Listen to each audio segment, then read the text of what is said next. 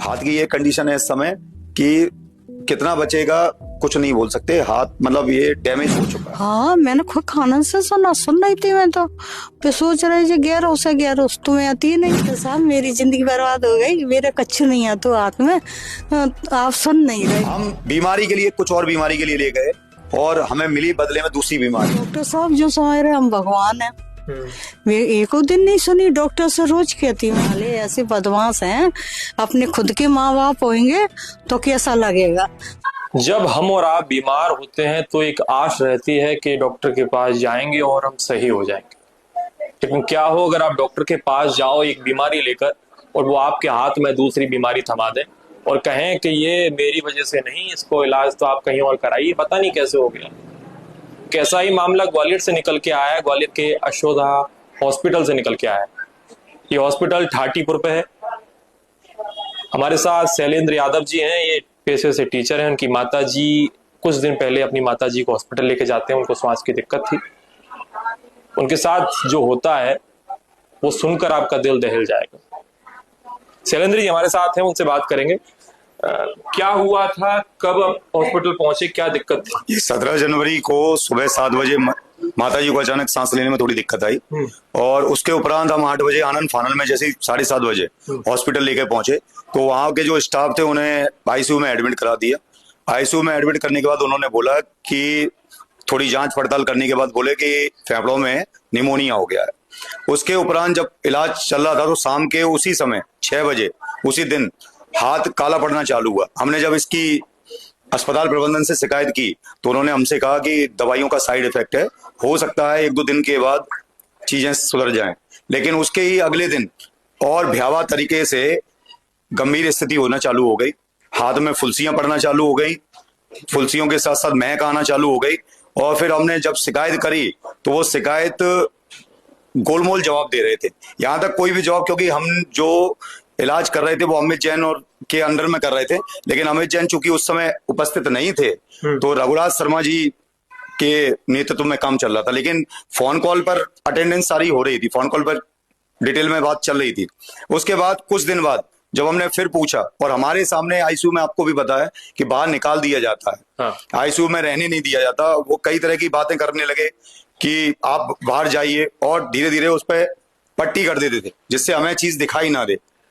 लेकिन फिर हमसे कुछ जब ज्यादा ही दिन हो गए तो हमने पूछा, जब तरीके से पूछा तो उन्होंने बोला कि आप ले जाइए, यहाँ इसका इलाज संभव नहीं है और दिल्ली रेफर कर दिया। दिल्ली के अस्पताल में जब हम ले गए तो वहां पर जितने भी चिकित्सक थे उन्होंने देखा, हमने बात की तो सबने मौखिक रूप से ये बोला कि ये डॉक्टर की लापरवाही के कारण हुआ है। अगर ये तत्काल उस समय बता देते तो ये लापरवाही देखने को नहीं मिलती।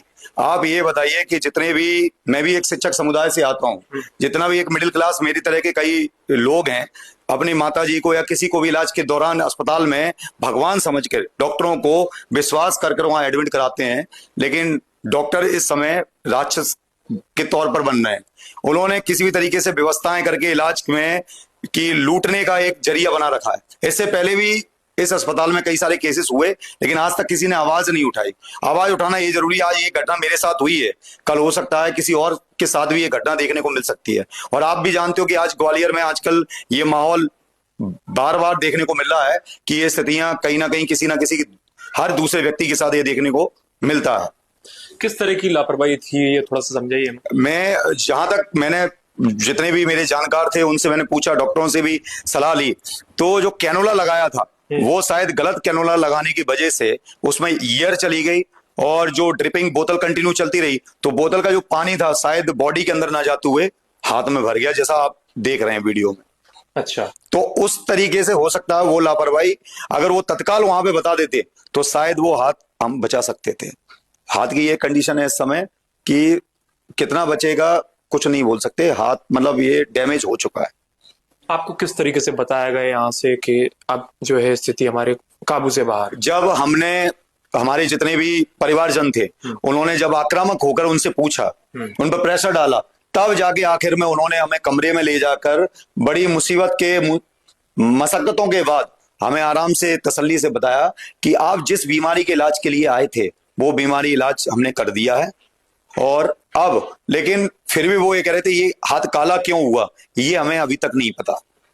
वो केवल इससे अपना पिंड छुड़ाते रहे कि हाथ हमारे वजह से काला नहीं हुआ है। अच्छा। और हमें कह दिया कि आप, मैंने कहा कि हम घर पे ले जा सकते हैं, तो उन्होंने बोल दिया घर पे ले जाने लायक स्थिति है ही नहीं। तो आप ये बताइए, हम बीमारी के लिए कुछ और बीमारी के लिए ले गए और हमें मिली बदले में दूसरी बीमारी, ये था पूरा मुद्दा। और बाद में जब अस्पताल में ले गए गंगाराम हॉस्पिटल में, तो उन्होंने यही बोला कि ये स्टार्टिंग पॉइंट पर जो देख हुआ वो डॉक्टरों की सरासर लापरवाही है। और अभी तक हमने इसके लिए आवेदन अलग अलग जगह दे रखे हैं। आपको किस तरीके से पता लगा कि उनकी लापरवाही है? माता जी ने कुछ सुना या आपने कभी कुछ सुना? माता जी जब गलत कैनुला लगा तो माता जी ने भी अपने कानों द्वारा सुना कि जो वहां पे जितने लोग देख रहे थे माता जी को, तो उन्होंने गलत कैनुला लगाया, तो एक सीनियर जूनियर को डांट रहे थे कि ये आपने क्या कर दिया, अगर इसकी जगह आपकी माता जी होती तो भी ऐसी ट्रीट करते क्या आप? तो इतना माता जी ने सुना। और बाकी जितने भी चिकित्सक राउंड पे आए थे, आर के गुप्ता जी थे, उन्होंने भी मौखिक रूप से, लिखित रूप से कोई नहीं देता, आप भी जानते हैं, क्योंकि ये डॉक्टर कम्युनिटी एक साथ ही रहेगी। और लिखित मौखिक रूप से सभी ने ये कहा, ये प्रारंभिक तौर पर ये डॉक्टर की सरासर लापरवाही के कारण ही ये चीज हुई है। और इसको गैंग्रीन का नाम दिया जाता है। गैंग्रीन ये वो इन्फेक्शन है जो लगातार तीव्र गति से बढ़ता चला जाएगा अगर समय पे इसका इलाज नहीं मिला। माता जी को मालूम है कि अब वो हाथ उनका जो था वो अब नहीं रहे? जी नहीं, क्योंकि आप भी परिस्थितियों समझते हैं कि हम किसी भी परिस्थिति में ये उन्हें बता नहीं सकते। क्योंकि अगर किस तरीके से आप किसी भी व्यक्ति को कैसे बताया जाएगा कि आपके और हमारे हाथ सुचारू रूप से कार्यान्वित हैं, वो हाथ उनका कार्य नहीं कर रहा है, दिख रहा है कि मोशन है ही नहीं उंगलियों में। अगर आप अभी वीडियो देखेंगे तो आपको क्लियर समझ में आएगा कि क्या मनोदशा है। अभी हम देख सकते हैं माता जी को? जी चलिए हम माता जी को देखेंगे कि क्या हालत, अभी क्या ड्रेसिंग हो रही है उनकी। हाँ, बड़े उसकी बात है कि हम आज आप पहुंचे हैं और आज ड्रेसिंग हो रही है, हम आपको दिखा पाएंगे क्या स्थिति है हाथ की। अंदर चलेंगे। हम अंदर आ गए हैं। अभी हाथ जो है खुला नहीं है, अभी खुलेगा। जो है ये पट्टी बंधी हुई है। डॉक्टर जब हाथ खोलेंगे तो हम प्रयास करेंगे कि आपको दिखा पाएं कि हाथ की क्या हालत है अभी, कि डॉक्टर की लापरवाही की वजह से जो हाथ है वो इस स्थिति में है।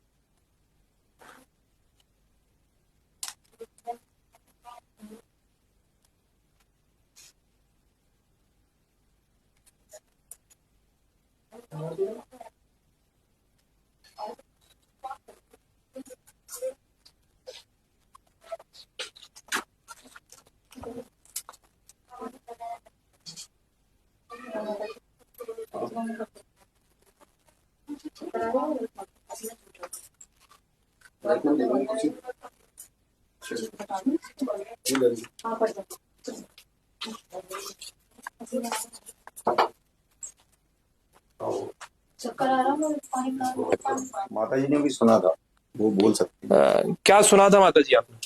मैंने सुना कि आपस में मतलब बात कर रहे थे वे, बहुत ज्यादा के आपस में बात कर रहे हैं कि है ना वो आंटी का हाथ लीला क्यों पड़ रहा है, आंटी का हाथ लीला क्यों पड़ रहा है। अखिलो एक दूसरे की सुने नहीं। अच्छा। हाँ मैंने खुद खाना से सुन रही थी मैं तो। पे सोच रहे जी गैरों से गैरों तुम्हें आती नहीं। मैंने बहुत कही मेरा हाथ देखो, मेरा हाथ नीला पड़वा देखो, डॉक्टर साहब मेरा हाथ नीला पड़वा नहीं। डॉक्टर साहब जो समझ रहे हम भगवान है। मैं एक दिन नहीं सुनी, डॉक्टर से रोज कहती मैं डॉक्टर साहब मेरी जिंदगी बर्बाद हो गई, मेरा कच्छु नहीं है तो हाथ में, आप सुन नहीं रहे। नहीं कौन डॉक्टर थे? डॉक्टर तो वही, डॉक्टर का नाम नहीं पता बेटा। और आपस में वही सब लोग आते ते कह रहे। और हाँ और डॉक्टर आए ते भी कह रहे कि साले ऐसे बदमाश हैं, अपने खुद के माँ बाप होंगे तो कैसा लगेगा। सालियन ने बेचारी की जिंदगी बर्बाद कर दी। क्या दिक्कत थी माता जी आपको जब अस्पताल गई? मुझे खाली नेक सांस लेवे में दिक्कत आ रही थी इसलिए गई बस। अच्छा। और कुछ दिक्कत नहीं थी मेरे जी हाथ में तो बेटा एक फुंसी भी नहीं आती। एक फुंसी भी हो कुछ नहीं। बस इन्हें इलाज कर दिया, हाल ठीक हो गई। मैंने कहा मैं छुट्टी कर दूं 2 दिन बाद। अगले हाथ तो नीला पड़ रहा था, फिर क्यों छुट्टी कर। अब बताती चिल्लाती, डॉक्टर साहब मेरा हाथ में गला बैठ रहा है, डॉक्टर साहब मेरा गला बैठ रहा है, बदबू आने लगी मेरे को। फिर भी नहीं सुनी इन लोगों में से आपको बदबू आ रही थी? हाँ, वो बदबू आ रही, फिर भी नहीं सुनी इनने। डॉक्टर साहब मेरा हाथ बेकार कर दिया आप लोगों ने, डॉक्टर साहब मेरे हाथ में से बदबू आ रही है मोए, ऐसा कह रही मैं। डॉक्टर साहब मेरे हाथ में से मुझको बदबू आ रही है, फिर भी जिनने नहीं सुनी, एक भी ने।